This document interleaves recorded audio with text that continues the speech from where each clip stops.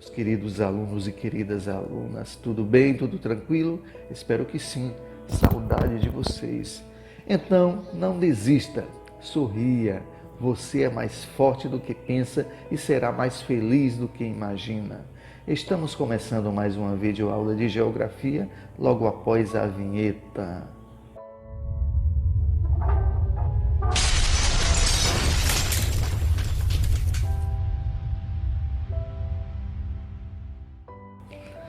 Ok, galera, nosso assunto de hoje, fontes de energia.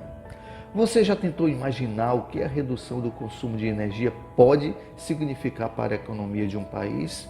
Os transtornos que isso causaria em sua casa são muito pequenos perto da sensação de catástrofe que pode rondar a economia de um país ameaçado pelo corte de energia.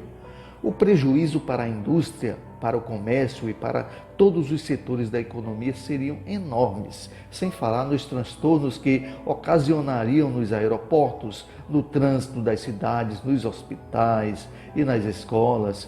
Isso demonstra a nossa total dependência da eletricidade e do uso de energia em geral. Desde que o ser humano passou a usar outros tipos de energia que não a dos animais e da força humana, os combustíveis fósseis e outras fontes mais modernas tornaram-se imprescindíveis e hoje são responsáveis pelo progresso da economia e pelo bem-estar da humanidade. Por essa razão, países favorecidos pela natureza, como o Brasil, com esses recursos, passaram a ser privilegiados na economia industrial e pós-industrial. Energia, o que é? É a capacidade de realizar trabalho. As fontes de energia naturais, também chamadas fontes de energia primária, são classificadas em dois tipos. Fontes de energia renováveis, que são aquelas que não se esgotam, como a energia solar, a energia dos vegetais, biomassa, da correnteza dos rios, hidráulica, dos ventos, eólica, do calor interno do planeta, geotérmica, entre outras. As fontes de energia renováveis são consideradas também fontes alternativas. Por quê? Porque diminuem a dependência de fontes não renováveis como o petróleo. Já as fontes de energia não renováveis são aquelas que vão se esgotar e não serão repostas, como o petróleo, o gás natural, o urânio, o carvão mineral, entre outras. O petróleo é a fonte de energia mais consumida no mundo. O carvão mineral foi a principal fonte de energia utilizada na Revolução Industrial e durante os séculos XVIII e XIX. A partir de 1870 começaram a ser usadas novas formas de energia, como o petróleo e a eletricidade.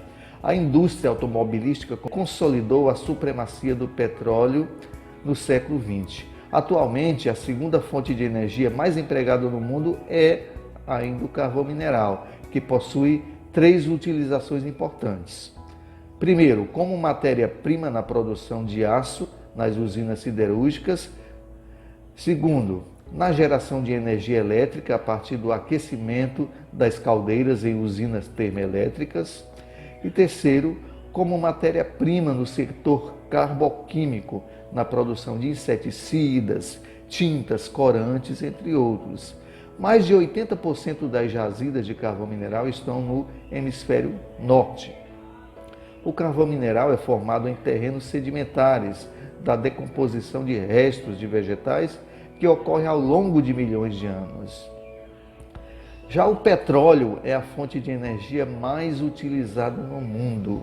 A Revolução Industrial, no século XIX, marca o início do seu crescente consumo. Sem a sua utilização, seria praticamente impossível sobreviver em uma sociedade industrial que depende dos produtos fabricados com o petróleo e seus derivados, como a gasolina, o plástico, a tinta, o adubo, o asfalto, a borracha sintética, o óleo, a roupa, o sapato, a resina, entre outros exemplos. Os setores que mais consomem petróleo são o de transporte e a indústria. As maiores reservas e a maior produção mundial de petróleo, assim como carvão mineral, estão localizadas no hemisfério norte. O Oriente Médio e a Venezuela possuem as maiores reservas de petróleo que se conhecem. 6 dos atuais países que compõem a principal organização petrolífera mundial, que é a Organização dos Países Exportadores de Petróleo, OPEP, estão localizados no Oriente Médio. Criada na década de 1960 pela Venezuela, com sede em Viena, na Áustria, a OPEP centraliza a produção e a oferta e também os preços do petróleo.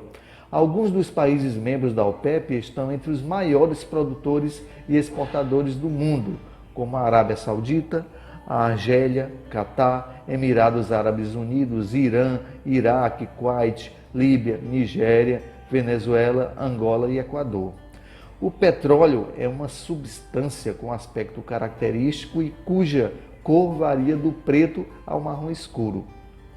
Apesar das muitas e diferentes teorias sobre a origem do petróleo, entre elas a da formação estritamente mineral, hoje acredita-se que ele tenha se originado da decomposição de seres que vivem suspensos nas camadas superficiais de águas doces ou salgadas, os protozoários, selenterados e outros. É a teoria da origem orgânica, portanto, que prevalece. A ação de bactérias e a pouca oxigenação teria formado no fundo dos mares uma mistura de lama e areia. Com os movimentos da crosta terrestre, essa mistura seria transformada em petróleo ou gás natural. A rocha em que o petróleo é formado chama-se rocha matriz. Desse berço, o petróleo migra para terrenos onde possa se alojar, rochas porosas como arenito ou calcário. Esses locais são as bacias sedimentares, onde se encontram as jazidas petrolíferas. Nas partes mais altas fica o gás natural e nas partes mais profundas o petróleo. Já o gás natural é a terceira principal fonte de energia utilizada no mundo e aqui apresenta o maior crescimento de consumo. Os setores termoelétricos, domésticos, fogões e chuveiros são os que mais utilizam o gás natural. Esse combustível pode ser utilizado em residências, cozinha e aquecimento de água, na indústria, fornecimento de calor, geração de energia, matéria-prima, nos setores químico, petroquímico, de fertilizantes e redutor siderúrgico. Nos transportes também, ônibus, automóveis, substituindo o álcool e a gasolina, e em usinas termoelétricas, como a usina de Araucária, no Paraná.